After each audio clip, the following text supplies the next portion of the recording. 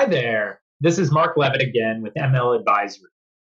Today, we're looking at Ava the entrepreneur, who has just launched an RTD Paloma brand, and she's decided that she's going to raise money from her friends and family.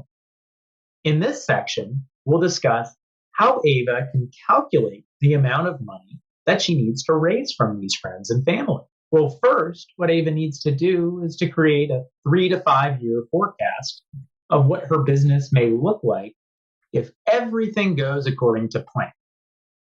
Now, it's an absolute certainty that Ava will either be overplanned or underplanned for just about everything. But the process of identifying what reasonable income streams and what reasonable expense streams look like is essential for the planning process. So, how does Ava do this? Well, on a quarterly basis or a monthly basis, Ava should outline all of her expected costs.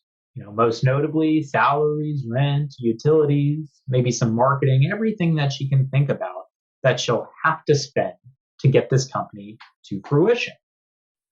Well, then she needs to concentrate on how much money her business can bring in, how much revenue she might be generating each quarter or each month. We'll get into detail on the next slide on the best practices of predicting this revenue. And finally, but perhaps most importantly, Ava should begin to think about how much her inventory will cost and when she needs to buy it, as it'll potentially be well in advance of when she actually is able to sell it. So what's going to happen in most scenarios is that Ava's going to plot these revenues, less expenses, less big cash outlays, and she's going to have negative cash flow for at least the first couple of years.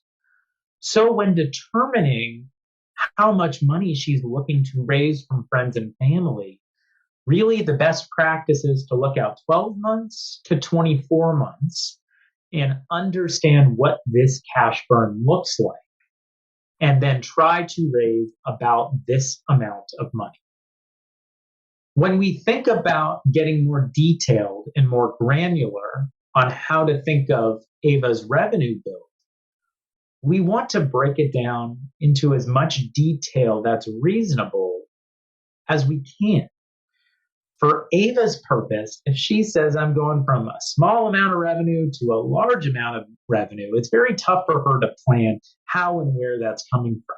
And it's even harder for her to tell the story to investors of why her business is exciting and different and why they should come along the board. So what we typically do is break down the revenue by channel and by SKU.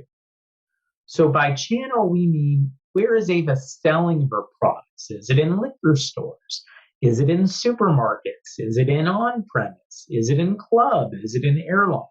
Whatever it may be, she should think about 2 to 5 different ways to break that revenue down so that she can measure that independently from the rest of the business. And at the same time, Ava's going to want to think about her products. Is it the Paloma that's going to be the only SKU she sells for the next 12 to 24 months? Or what about a different RTD drink or another flavor of the Paloma?